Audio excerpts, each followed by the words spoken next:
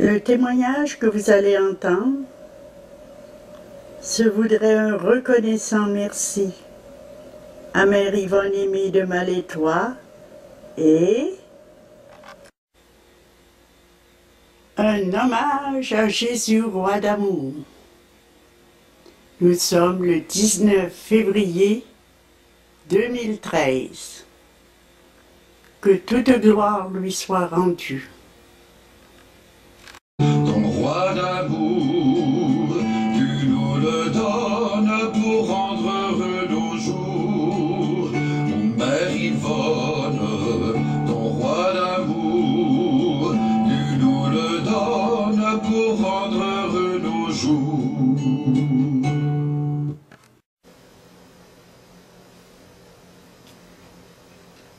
J'aimerais d'abord que nous implorions l'Esprit Saint, car je désire de tout mon cœur que ce que je vais dire ce soir, ce soit uniquement pour manifester la puissance d'intercession de Mère Yvonne et la pertinence du roi d'amour dans notre vie personnelle, familiale et humanitaire. Envoie l'Esprit en notre cœur.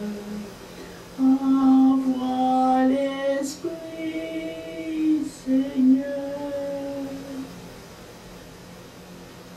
Oui, Seigneur Saint-Esprit, viens disposer nos cœurs à entendre ce que tu as préparé pour nous ce soir.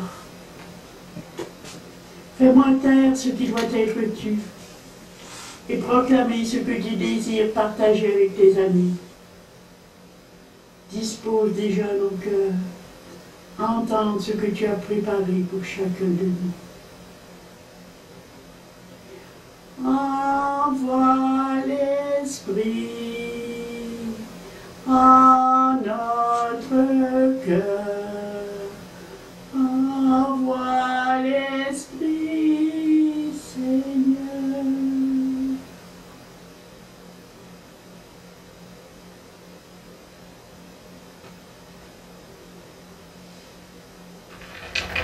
La dernière année que j'ai passée à Québec, on m'avait demandé d'être l'accompagnatrice spirituelle d'un groupe d'hommes d'affaires qui animait les rencontres au château Frontenac une fois par mois. L'atmosphère était toujours impressionnante.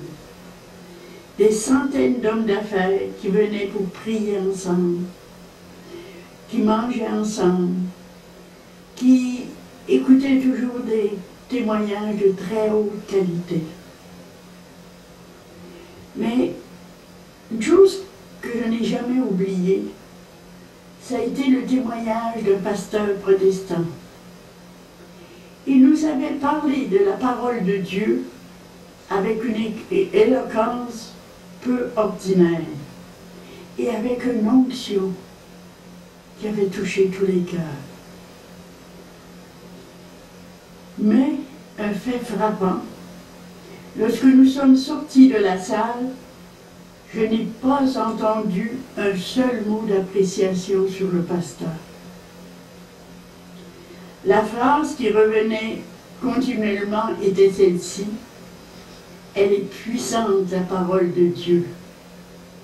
Et l'on se rendait en foule pour acheter des Bibles. Si ce soir, nous sortons d'ici le cœur brûlant pour Jésus, roi d'amour, et émerveillé de la puissance d'intercession de Mère Yvonne Aimée, la soirée aura été réussie.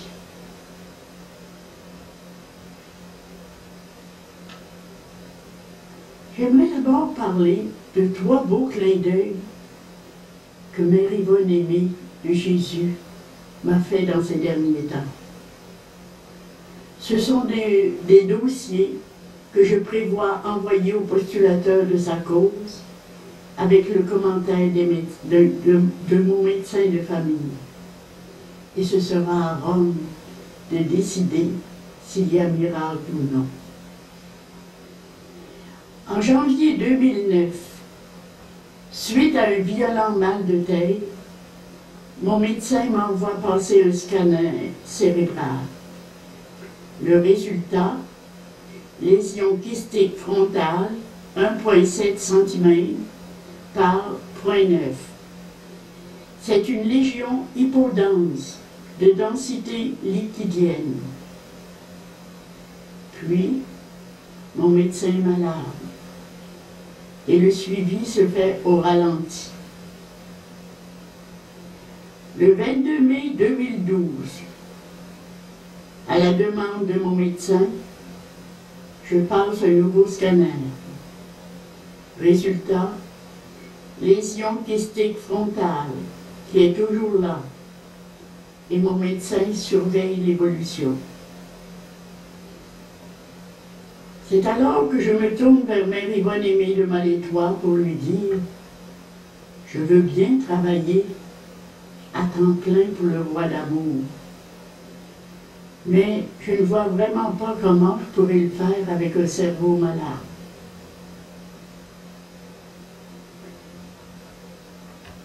Le 5 septembre 2012, sous l'insistance de ma sœur et de ma belle-sœur, je me rends à l'hôpital Maisonneuve-Rosemont, plus spécialisé que celle de Saint-Jean, afin d'être rassurée sur mon problème de santé. Mais je n'ai aucun papier de médecin. Qui va m'accepter, même à l'urgence, sans papier, sur le simple désir de ma belle-sœur? Mais ma sœur et ma belle-sœur se font tellement insistantes que je me rends quand même à l'hôpital. Je suis certaine d'être refusée, mais je me suis dit, après tout, nous aurons une rencontre de famille. Mais voici le tour de Mère Yvonne. En arrivant à l'hôpital, j'ai un gros mal de tête. Ma pression devient très élevée. On soupçonne un ACV. Mère Yvonne m'a fait entrer dans le système hospitalier. Pendant 2 jours, on me garde à l'hôpital et on me passe tous les examens possibles pour me dire à la fin, l'ACV a été évité et nous ne voyons aucun kyste sur le scanner. Qu'un kyste qui est là depuis 3 ans disparaisse en si peu de temps dépasse la médecine.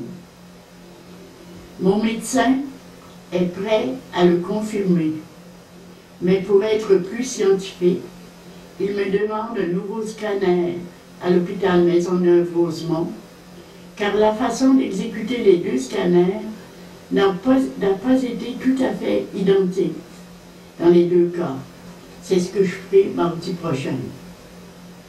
Quels que soient les résultats, je puis affirmer que je n'ai plus de mal de tête et moi, personnellement, je crois fermement à l'intervention de Mère Yvonne. Deuxième clin d'œil de Mère Yvonne.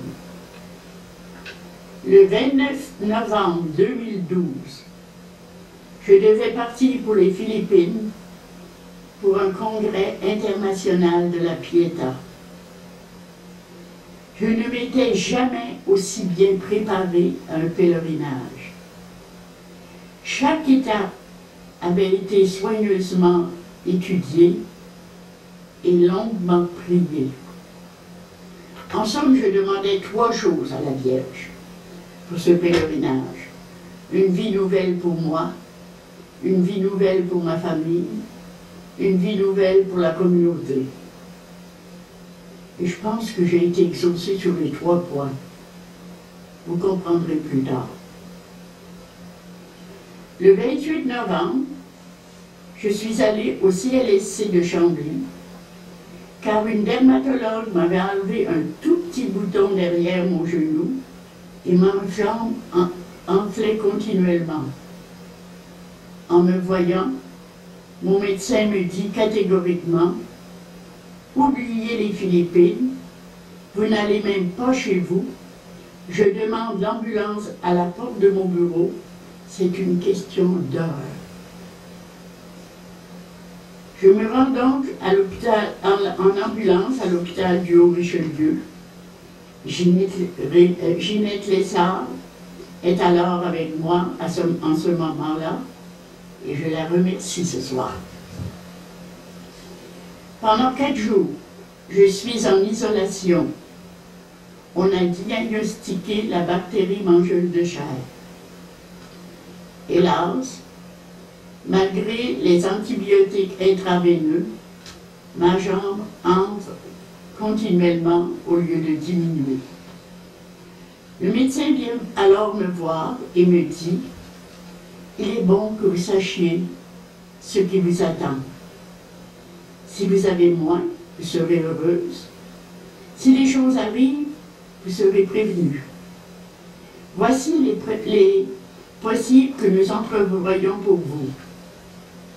La mort, une jambe coupée, une attaque avec les antibiotiques, et on ne peut pas prévoir les résultats car nous ne savons pas comment vous allez réagir.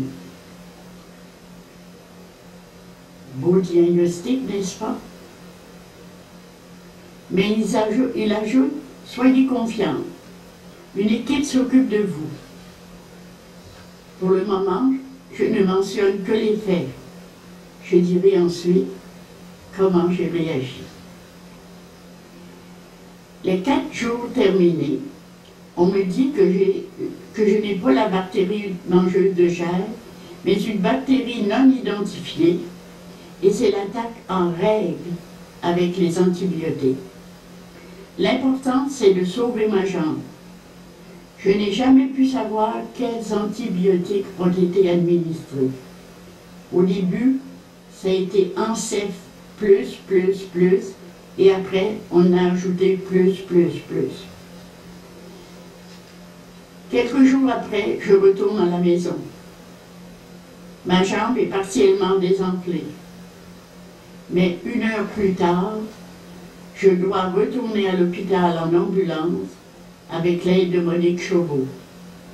Ma jambe a doublé et bientôt, mon corps tout entier deviendra une plaie vive. C'est ma réaction aux antibiotiques. Encore quelques jours d'hôpital et je retourne à la maison, après avoir reçu je ne sais quoi. Le lendemain, je me rends à la clinique pour faire désinfecter ma plaie. Le médecin diagnostique une embolie pulmonaire. Encore l'hôpital. On évite l'embolie, puis on me passe au nucléaire, après quoi je pourrai retourner à la maison et reprendre mon bon café. Mais on m'avertit de ne pas me rendre à l'aéroport, car je pourrais être emprisonné comme un kamikaze. J'ai un taux de radioactivité très élevé. Mais enfin, je puis retourner chez nous.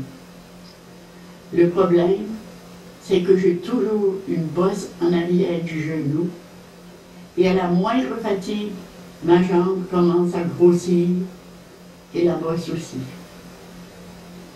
Tout à fait par hasard, j'entre en contact avec plusieurs personnes qui ont eu la même chose que moi, et cela depuis plusieurs mois. 2 constantes. Les unes ont été opérées, et on leur a mis des tiges dans la jambe, mais la plaie ne guérit pas. D'autres n'ont pas été opérées, mais à la moindre fatigue, la jambe grossit et la bosse aussi. C'est alors que j'ai parlé sérieusement à mon amie Marie-Bonne Aimée de Malétroit. Je voulais être dans la volonté du Seigneur, mais je ne pouvais pas à la fois être malade et travailler à plein temps pour le roi d'amour. Marie-Bonne a tout compris. J'ai fait un rêve. Mère Yvonne me disait, tu ne seras pas opérée et ta bactérie, je vais la tuer. Le lendemain, ma jambe était complètement désenflée, ma bosse avait disparu, la gale de ma plaie avait même tombé. Et depuis ce temps, je suis parfaitement guérie. Le 5 février, je devais rencontrer le microbiologiste à l'hôpital Maisonneuve-Rosemont, à la demande de mon médecin de famille. Ce serait peut-être pour une intervention chirurgicale. Mais là, tout était revenu dans l'ordre, au point que ma sœur me demandait « Pourquoi tu vas voir ton médecin pour lui dire que tu vas bien ?» Mais j'avais mon rendez-vous pour 1h30. Et à 1h25, deux microbiologistes m'attendaient. Pourquoi deux, alors que c'est si difficile d'avoir un rendez-vous avec un microbiologiste? J'ai une de mes amies qui me dit la raison, c'est parce que tu as une maladie à la mort. Actuellement, la bactérie se métamorphose plus rapidement que l'évolution de la recherche scientifique dans le domaine. Et on me disait qu'en moins de découvertes nouvelles, d'ici 3 ans, ce serait dangereux de subir une intervention chirurgicale. Mais je ne crains pas, Mère Yvonne ne cessera pas d'intervenir. Merci à Mère Yvonne pour tout ce qu'elle a fait. Un troisième clin d'œil qui ne me touche pas personnellement, mais que j'ai vu de près. Claude, un ancien professeur et un ministre délégué des baptêmes, fait partie d'une famille très unie à la famille de ma sœur. Claude se préparait lui aussi pour un grand voyage. La veille de son départ, il prenait une marche dehors avec son épouse et tout d'un coup, il se sentit très mal. Le cœur lui serrait. Il a demandé l'ambulance qui l'a conduit à l'hôpital.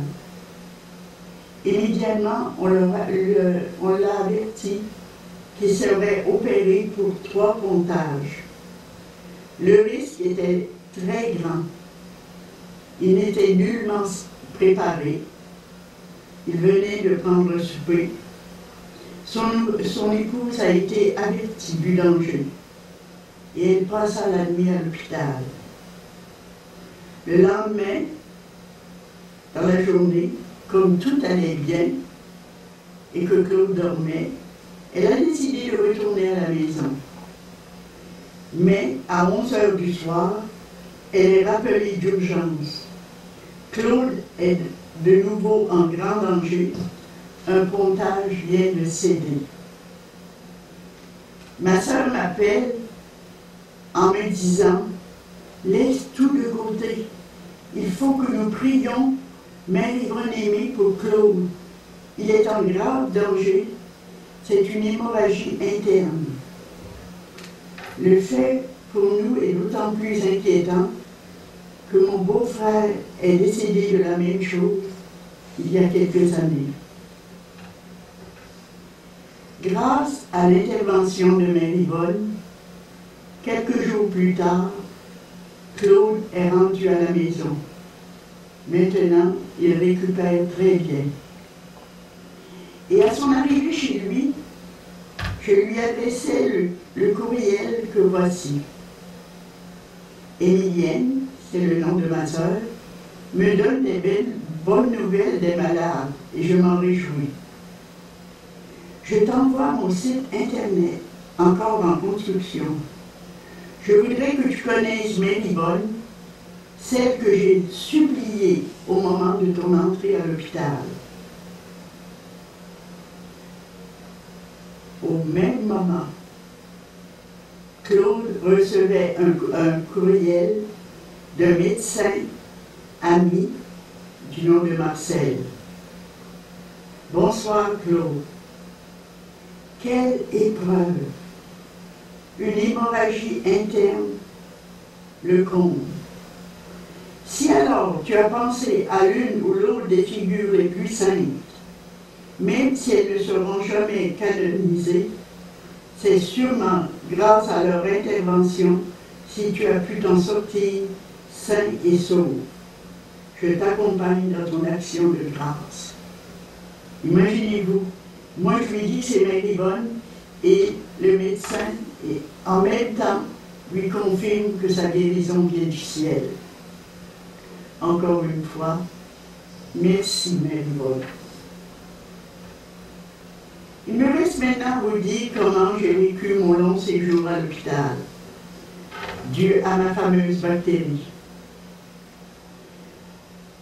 Quand le médecin m'a annoncé que j'ai 3 perspectives, la mort, la jambe coupée, l'attaque musclée aux antibiotiques, j'ai senti une paix intérieure si profonde que j'avais l'impression que tout le ciel est avec moi. J'ai expérimenté que la grâce, elle ne vient ni avant ni après, mais au moment où nous en avons besoin. Ce soir, dans l'Évangile, on nous disait « Donne-nous notre pain quotidien ». Jésus nous donne la grâce au moment où nous en avons besoin.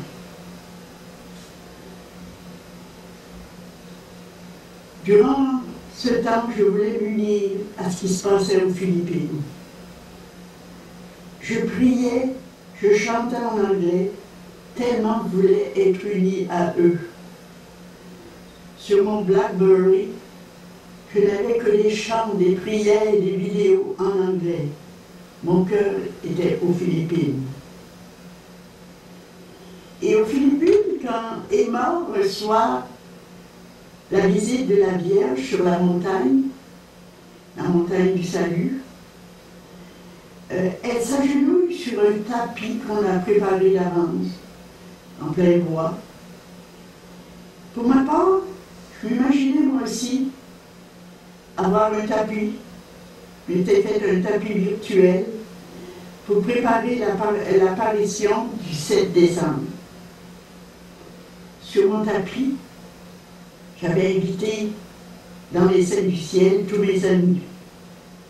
Puis je pensais à nos balades, à ma famille, à la communauté, aux personnes pour lesquelles j'avais promis de prier, et toutes les personnes qui venaient dans mon cœur.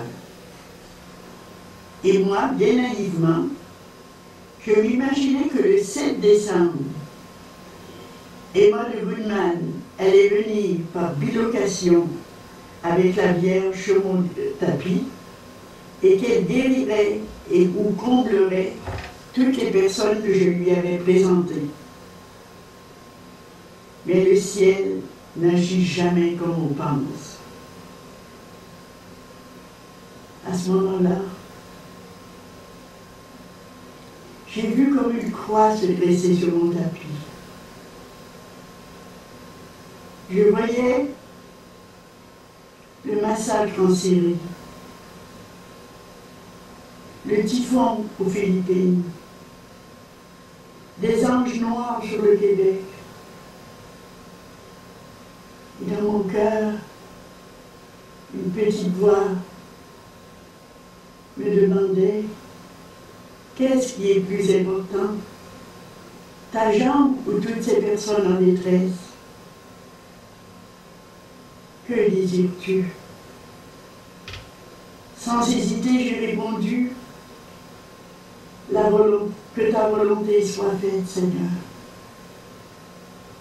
Alors j'ai eu la certitude que la Syrie allait vivre une grande noirceur.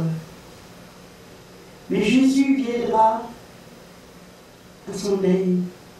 Jésus viendra avec Saint Jean-Baptiste Nous savons que Damas conserve la tête de Saint Jean-Baptiste et avec Saint Paul. La Syrie aura la tête coupée de son chef, mais après, les habitants comme Saint Paul tomberont de leurs chevaux. Puis la Syrie qui a accueilli Jésus, la lumière du monde, il y a 2000 ans, répandra de nouveau sa lumière sur le monde entier. Prions, prions pour la Syrie, elle en a besoin actuellement, mais prions dans la confiance et l'espérance. Puis, je me sentais en communion avec le monde entier. Emma de Goodman a appelé à la maison quelquefois. Elle disait qu'elle a demandé au groupe de la Pietà du monde entier de prier pour moi. Le docteur Charbel m'a rejoint à l'hôpital par téléphone. Je ne sais vraiment pas comment il avait réussi à avoir mon numéro de téléphone. Pour me dire, il m'appelait Dr Charbel pour me dire que les groupes de prière du Liban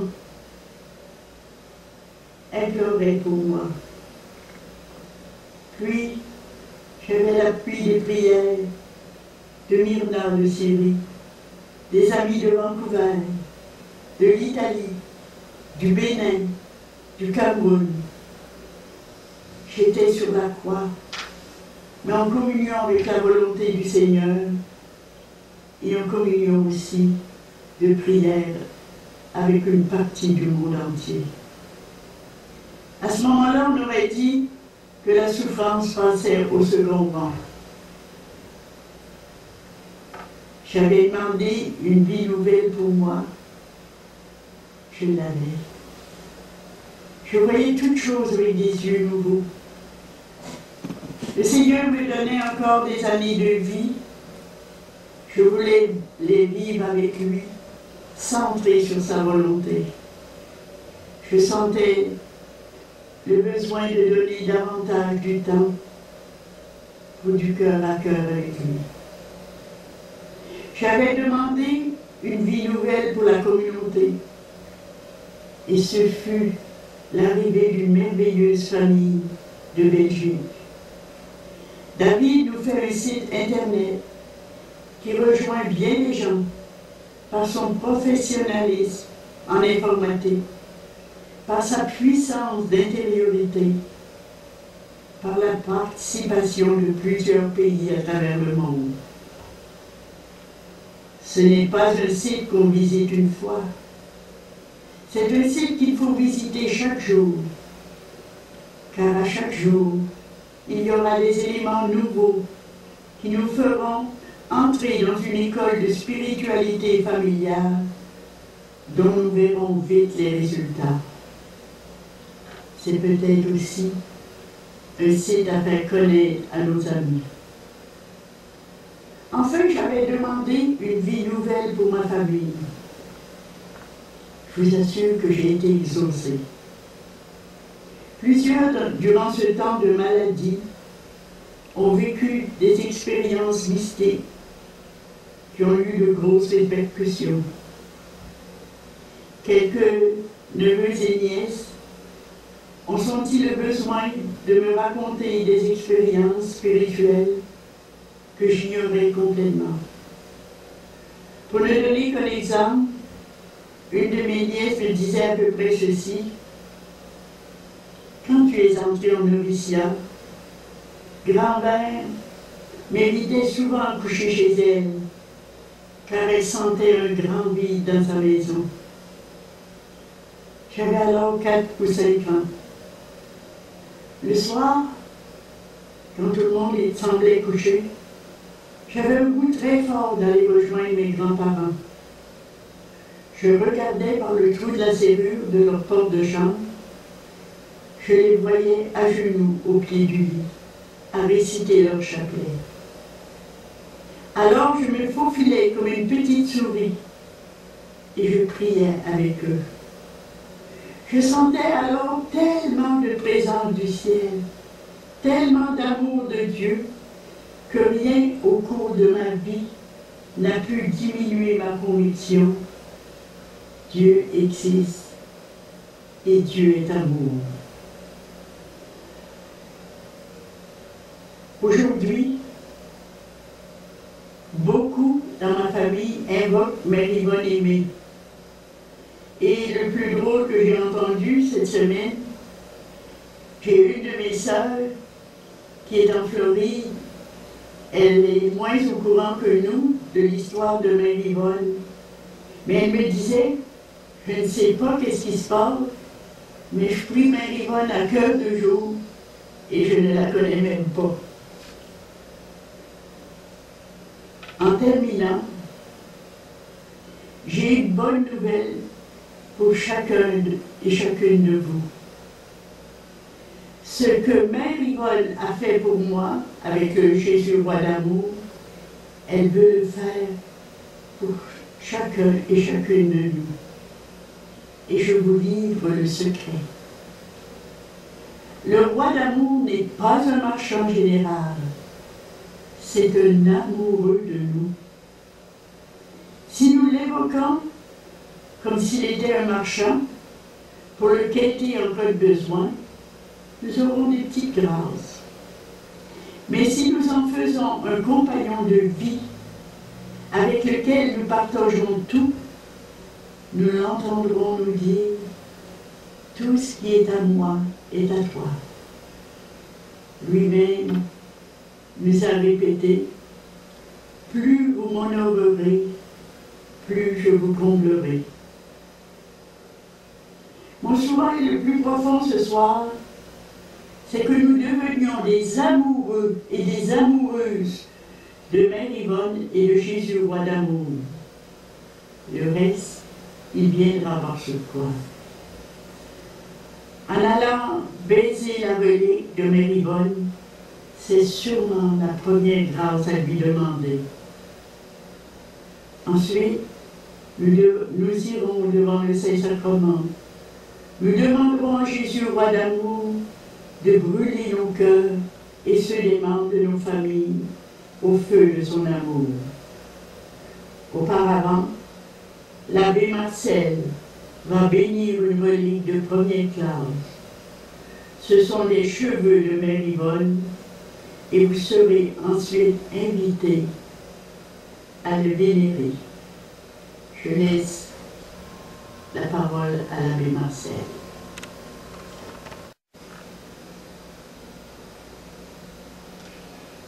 Rappelons-nous que ce qui fait la sainteté de Marie-Yvonne, ce ne sont pas ses stigmates, ses bilocations, ses faveurs extraordinaires, mais plutôt la sainteté de sa vie.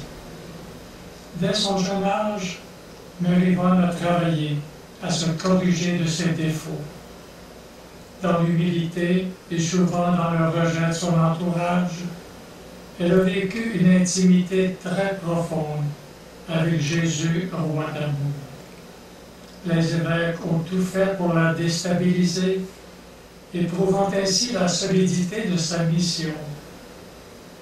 Le mollet lui a déchiré ses chairs, et rien n'a pu l'ébranler. L'amour de Dieu et du prochain vont de pair. Dès son enfance, Yvonne a donné de son argent péniblement gagné et de sa personne pour aider les pauvres. Elle aimait Dieu de tout son cœur et aimait son prochain, et cela dans une humilité profonde. Voilà la vraie sainteté, celle que nous vénérons en Marie-Yvonne. Nous allons d'abord réciter la prière à Marie-Yvonne pour lui demander cette grâce. Bonne Marie-Yvonne, vous la privilégiée du roi d'amour, daignez m'obtenir la grâce d'aimer mes frères et sœurs comme vous les avez aimés, en pardonnant sans cesse le mal que l'on vous faisait. À chaque Eucharistie, venez accueillir avec moi votre petit roi et m'aider à vivre en profondeur ce mystère d'amour. Daignez demander au roi d'amour que tous les liens connaissent la joie du cœur à cœur eucharistique. Et pour faire connaître la puissance du roi d'amour, daignez lui demander pour moi la grâce que je sollicite. Nous allons pour confier ces deux cette grâce maintenant au Seigneur par l'intermédiaire de la gloire de Dieu.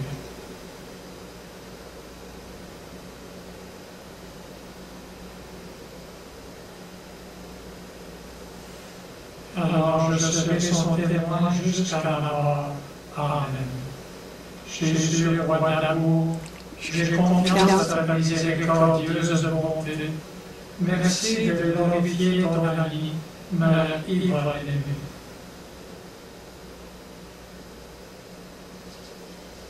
Dieu, notre Père éternel et tout-puissant, vous n'avez pas interdit le culte des saints, au contraire.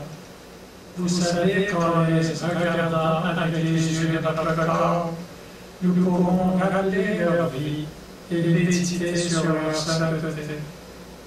Daignez bénir et rendre sainte cette relique de la vie de l'espoir, destinée à rappeler la grandeur de la toute-puissance de celui qui l'a accompagné tout au cours de sa vie, Jésus, roi d'amour. Oui, Jésus, roi d'amour, faites que toutes les personnes qui vénéreront cette relique reçoivent de grâce de conversion, de sainteté, des guérisons physiques et spirituelles, et qu'ils deviennent des amoureux de votre Sainte Eucharistie. Et moi, comme Père du Seigneur, je bénis cette relique au nom du Père, du Fils et du Saint-Esprit. Amen. Ô Mère Yvonne, ton roi d'amour, tu nous le donnes pour rendre heureux nos jours.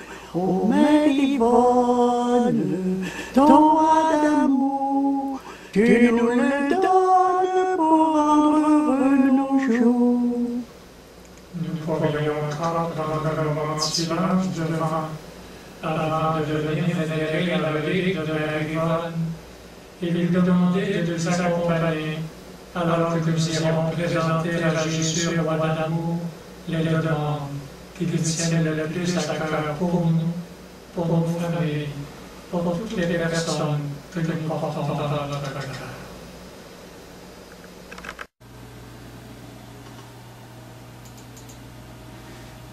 Ô Jésus, roi d'amour, Dieu miséricorde, ô Jésus, roi d'amour, je crois en ta